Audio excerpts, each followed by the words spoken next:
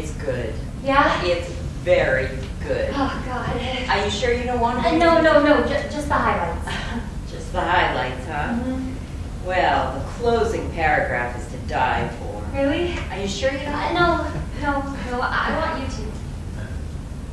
Despite the occasional misstep. Oh, shit, there were missteps? Reminder not to worry. Despite the occasional misstep, Ms. Morrison's is a distinct, albeit youthful voice that must be reckoned with. God. In the dozen compact, well-observed stories that comprise Eating Between Meals, she proves herself a keen and clever chronicler of the new lost generation. Well, what was that? A keen and clever? Keen and clever chronicler. It appears that our little critic has been bit by the alliteration bug. As in Tolstoy. Whoa!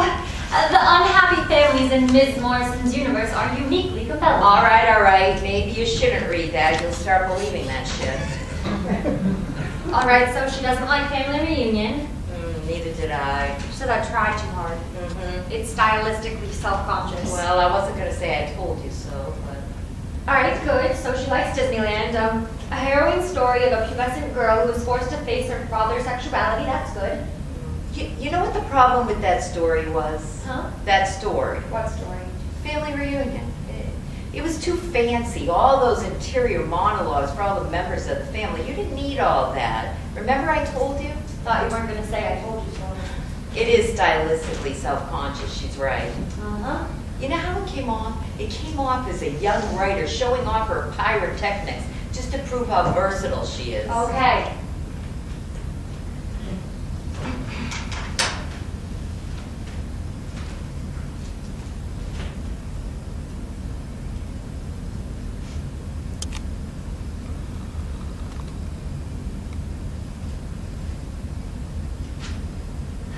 Wow.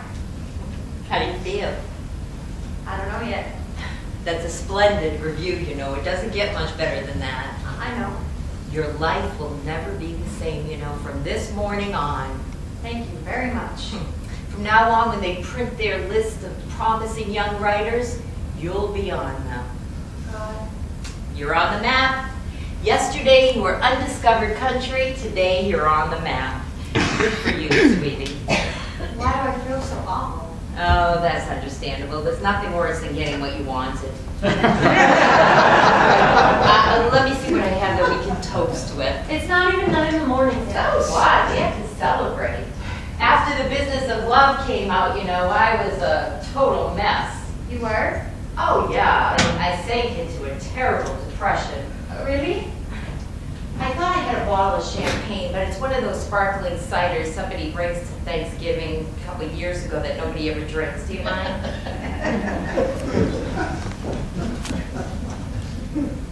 You really got depressed? Oh, yeah. It took me months, maybe years to get over it. That's if I ever truly really did. It was a terrible shock, recognition. I was so inured to living in obscurity, writing my little stories and shipping them off to these tiny esoteric journals. I thought I was looking at the rest of my life.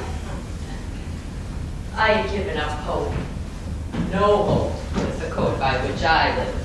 It was strangely comforting. It left little room for disapproval. I was a bit older than you, you know, a rather late bloomer compared to you. The Times played me up quite a bit. They hailed me as a brave new voice, an urban balladeer. They said I had my finger on the pulse of the city or some such nonsense.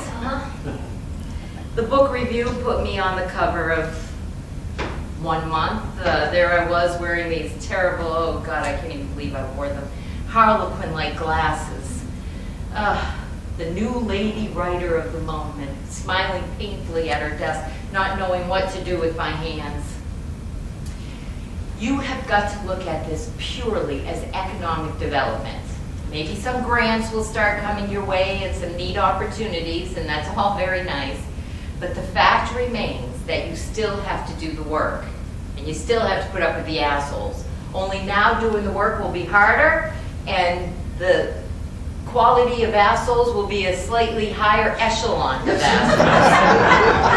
And that, as far as I can tell, is the definition of success. To perseverance, hard work, and the New York Times. Amen.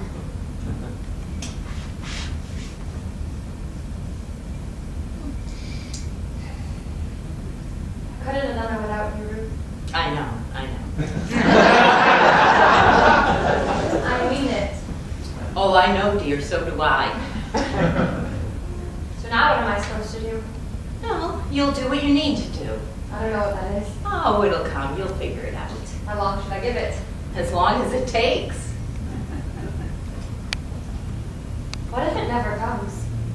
Lisa. No, really, what if this is it? Oh, come on. What if I'm a one-book wonder? Oh, please, you're not. How do you know? What if I'm not really a writer after all? Oh, Lisa, jeez, don't do this to yourself. Everything I've tried to write, all these weeks waiting for the book to come out, it's just, I don't know, I've got to get outside of myself, you know? Outside of the suburbs. I've got to get away from people my own age. It's hell being voice of the generation.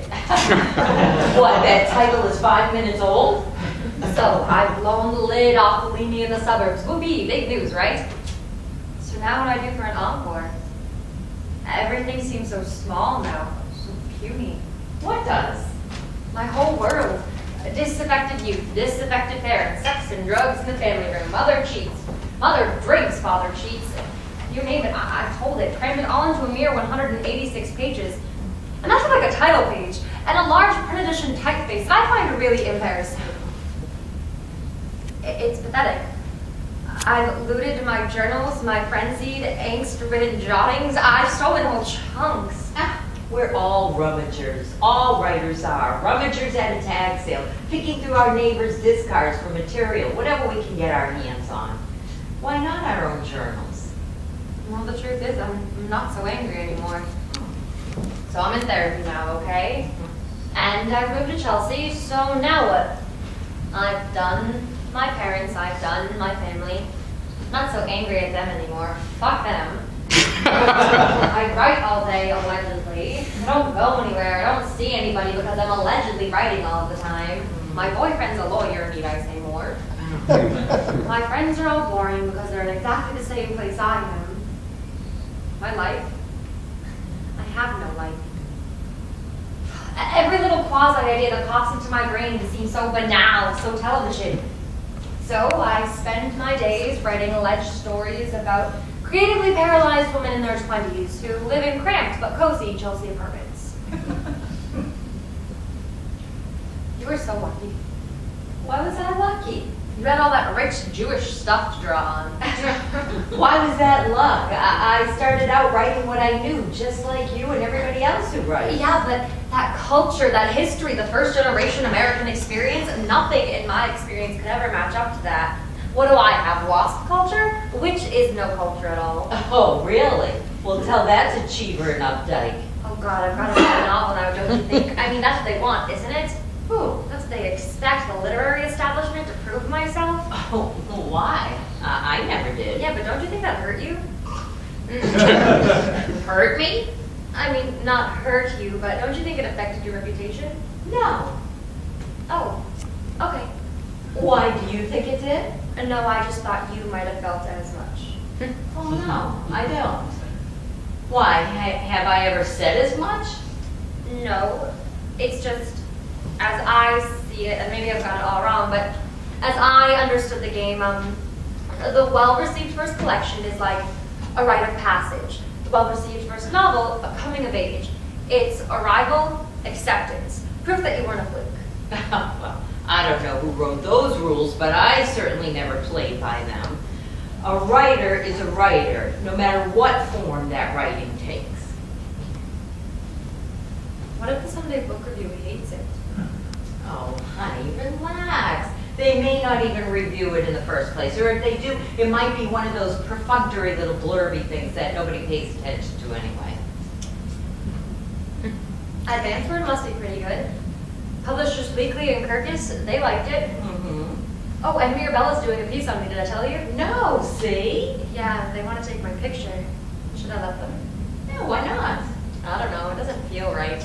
I should be be writing, not doing photo shoots. Oh, what the hell? It's just a picture. It might be a damn good picture. Just enjoy yourself. As long as you don't wear Harlequin glasses. I wonder if they'll let me keep the clothes.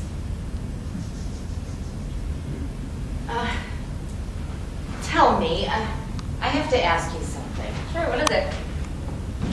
Maybe this isn't the right time. It's your day. I know, tell me. What? Do you realize that it's been over a week since I gave you my new story and you haven't said a word? Oh shit, I know, I'm sorry. Well, I gave it to you because I was anxious to hear what you thought. Yes, and I was very honored that you did. Well, you've probably been too busy and distracted. Actually, I did read it.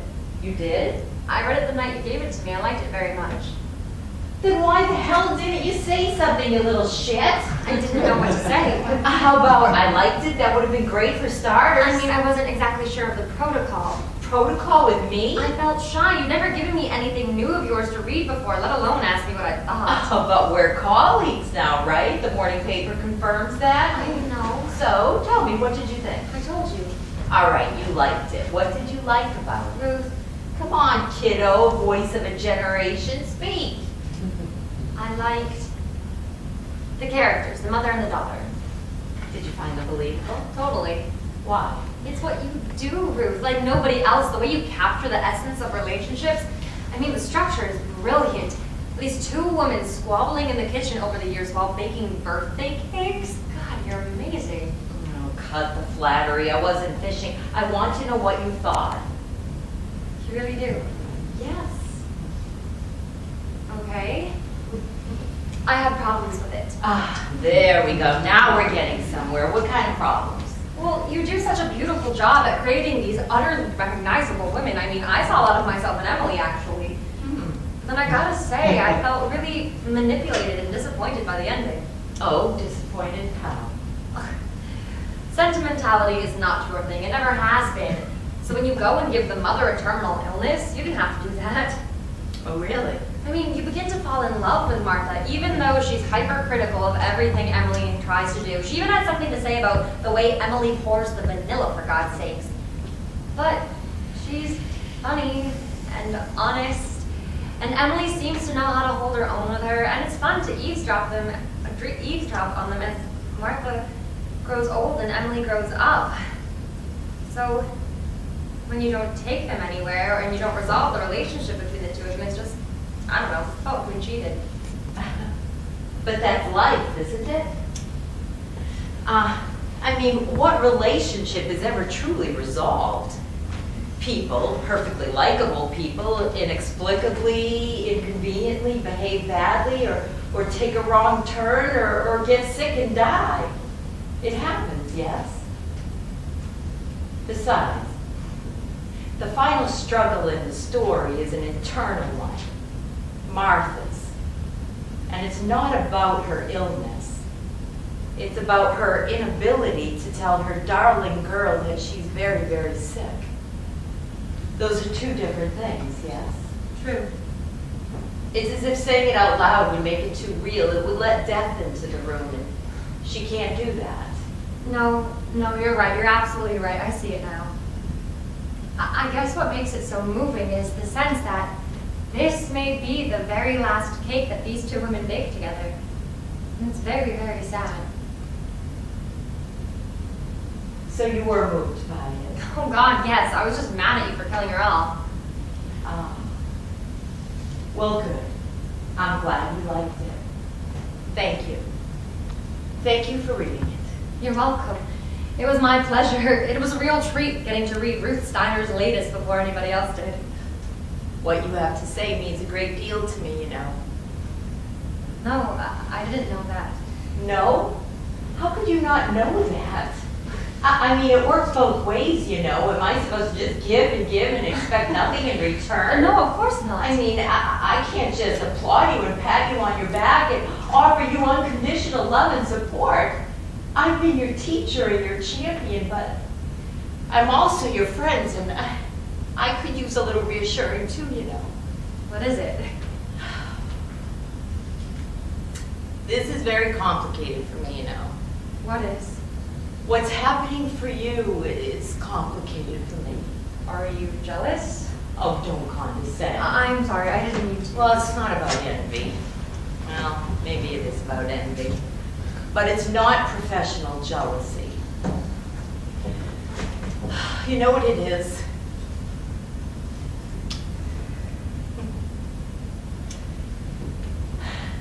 I'm jealous that you have all of life ahead of you.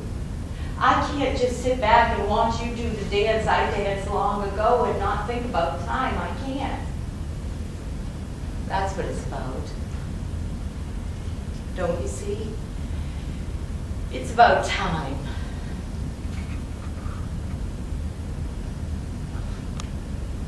Cheers.